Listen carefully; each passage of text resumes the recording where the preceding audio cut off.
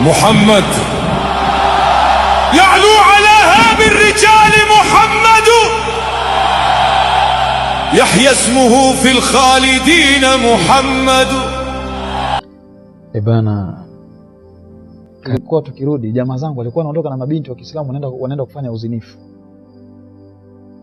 Mimi nakwambia sasa haya mambo, na ni kweli. Kwa sababu gani? Ibada hiyo ambayo nyinyi mmeitengeneza kwa sababu ya upumbavu wenu na kutomwogopa Mungu na kutofuata mafundisho ya Mtume haipo katika misingi ya dini. Kwa hiyo ndio maana hata Sheitani anapata nafasi ya kuwachezea na kuwatoa zaidi kwenye dini na mkafanya mengine ya haramu zaidi. Kwenye maulidi mnachanganyika wanaume na wanawake. Kwenye maulidi watu wanapata faragha, mabinti. Na mimi ninavyojua kwa mujibu wa Uislamu, watu ambao wana maharamia, yani watu ambao hakuna maharamia kati yao, yani wanaweza wakaoana, hawatakiwi kuwa karibu. Lakini muda akiwa tulipokuwa tunarudi kutoka kwenye maulidi, mimi nikiwa hivi Mkristo, nilikuwa napewa kanzu na washikaji zangu na kula na kibandiko, tunaenda kwenye maulidi kula wali. Lakini tulikuwa tukirudi, wao si wana madrasa, wanapata muda wa kuongea na wale mabinti ambao wanasoma nao madrasa pamoja, wanawatumia, wanaondoka nao. Waulize wazazi wa Kiislamu, na uzuri hata hapa baadhi yao wananisikiliza, wazazi wa Kiislamu, ni mara ngapi mabinti zenu wakienda kwenye ile mikusanyiko ya maulidi wanarudi kesho yake? Semeni ukweli, kuweni wa kweli wazee wangu. Mimi ni Mkristo, mambo yenu mimi yanihusu, lakini ninaongea kitu ambacho nimekisoma, nimekiona. Kilichowatoa kwenye dini nyinyi ni hicho. Mnarahisisha mambo, mnachukulia mambo simple, wakati Mtume wenu kashawaonya mapema kwamba msije mkaongeza vitu kwenye Uislamu. Kwa sababu gani? Vitawatoa kwenye dini, na vimewatoa kweli. Ni mimba ngapi zimepatikana baada ya mikusanyiko ya maulidi kupatikana? Muda wa kurudi vijana kama hivyo, jamaa zangu wanawachukua mabinti wanaenda wanazini huko, zinapatikana mimba na safi. Acha hizo habari bana. Haji upepo, wewe huna hata ukucha wa kumfikia huyu jamaa, huyu Muhammad Albani rahimahullahu ta'ala. Mimi nimemsoma vizuri huyo mzee.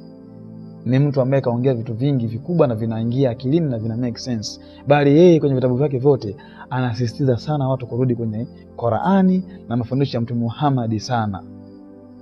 Na akikosoa baadhi ya vitu ambavyo mashehe waliopita kabla huko walivyoongeza walifanya jitihada kwenye qiyas, anasema hii hapana, turudini kwenye asili ni nini? Sasa wewe ni mtu ambaye unasema eti kuongeza vitu kwenye Uislamu sio tatizo. Ni tatizo. Usitake kuongopea Waislamu bwana. Nyie Waislamu nyie, huyu Haji upepo asiwaongopeeni bana, mkabweteka mkadhania kwamba eti mnafanya ni mambo ya maana. Mtume Muhammad kashasema mtakuja kugawanyika makundi 73. Siku ya mwisho wote mtaingia motoni isipokuwa kundi moja, watakaobaki na data original za dini.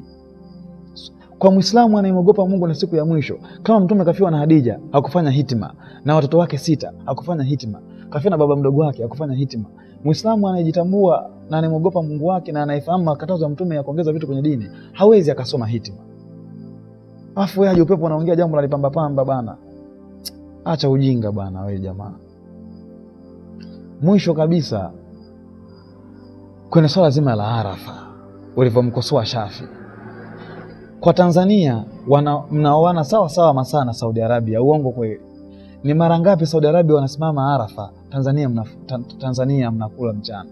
Yani hakutangazwa kwamba jamani kesho ni Arafa tutafunga, kule wakichinja na sisi huko tutaamka itakuwa ni Eid tutasherehekea. Ni mara ngapi? Na kuuliza Haji upepo ndio dini hiyo?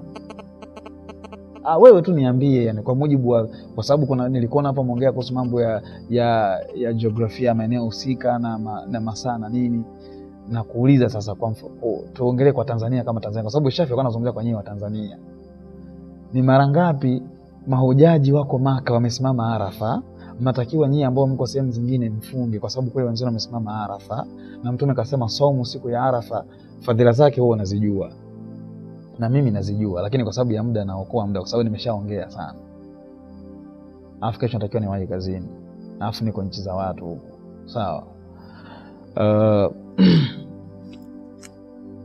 Siku ya Arafa, saumu ya siku ya Arafa, niambie wale ambao nyie ambao waga mnafunga wakina Haji upepo, siku ambazo kule mahujaji ndo wanachinja, yani kule wakiwa wanachinja, nyie hapo Tanzania ndo mnafunga. Yani siku kule ambao inaitwa ayamu tashriqi, watu wanachinja wanyama, ngamia, ng'ombe na wengine katika vyenye kuchinjwa mbuzi na kondoo. Nyie Tanzania mnafunga swaumu. Ni sawa sawa hiyo? Hiyo inakuwa ni arafa gani? Niambie Haji Upeppo inakuwa ni arafa gani? Muogope Mungu aisee. Nyie Waislamu mna dini nzuri, mna dini imenyooka, data zimenyooka kabisa. Muogopeni Mungu aisee. Hakuna duniani mtu anaelewa kuhusu moto na pepo kushinda Muislamu. Muislamu kumwambia muogope Mungu, kama ni mtu ambaye kamsoma Mungu, anamjua vizuri na anajua dini, hawezi kuleta jeuri. Haji Upeppo, mimi sio shehe. Ni mtu tu ambaye ninahangaika kwenye kutafuta elimu. Lakini wewe unafanya upotoshaji mkubwa sana na kuwadharau watu na kuwashushia heshima zao watu ambao wanatakiwa kuheshimiwa sana. Kuna lugha moja naitumia, unaisema mawahabi. Mimi nawafahamu watu wa kundi lako. Wewe ni katika makundi ya Waislamu ambayo ni mapotovu. Yaani nyie mna shida sana kwenye itikadi zenu na ibada zenu. Mimi naelewa. Mimi unavyoniona hapa Haji Upeppo, ninaelewa kuhusu Mu'tazila, ninaelewa kuhusu Khawarij, ninaelewa kuhusu Sufi, ninaelewa kuhusu Nakshbandia, ninaelewa kuhusu Dhendrawia, kuhusu Maibadhi, kuhusu Mashia, naelewa kuhusu Masuni, Ansari Sunna, As-Salafiyin, Ahlus Sunnah wal Jamaa, Firqatun Najia. Ninaelewa Haji Upeppo, naelewa. Huwezi kuniongopea mzee.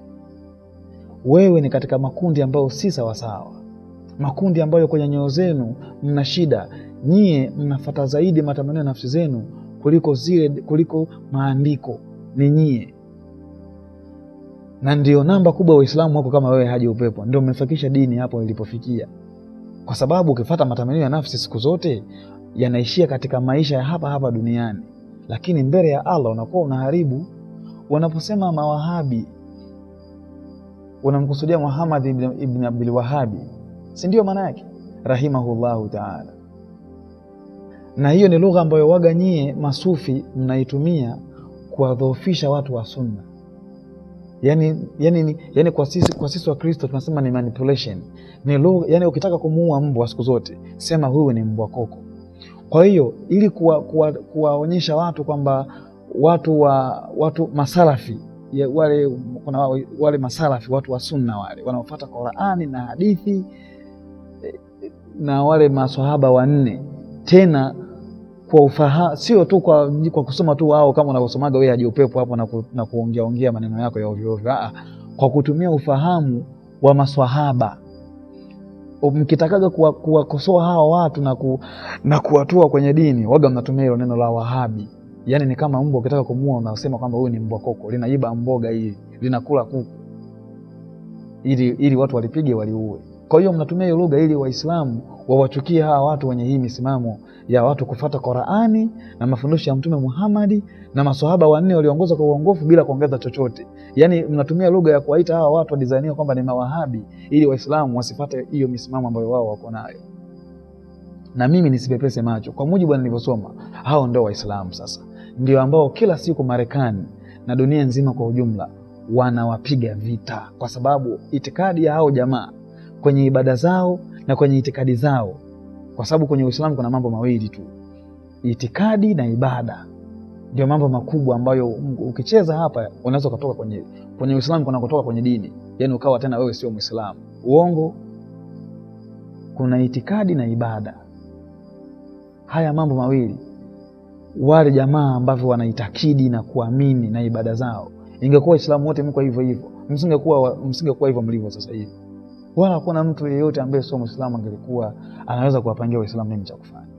Lakini kwa sababu ya wajinga kama wewe, ndio Waislamu mmefikia hapa mlipofikia. Muhammad ibn Abdul Wahhab mimi nimesoma ni katika watu wakubwa sana kwenye Uislamu. Ni mtu ambaye alipambana katika zama ambazo kulikuwa kumeza watu wanafanya ushirikina. Jitihada ya dini aliyofanya yule jamaa, wewe Haji Upeppo ni mpumbavu tu mmoja, jinga kabisa. Yani kweli shehe kama huyo unaweza ukamkosea adabu, mnaweza mkamkosea adabu kiasi hicho, mnamwita na kunasibisha watu wenye kufuata misimamo yake na itikadi yake kwamba ni mawahabi, mkikusudia ni watu waovu, hawatakiwi kabisa kuzingatiwa kwenye jamii.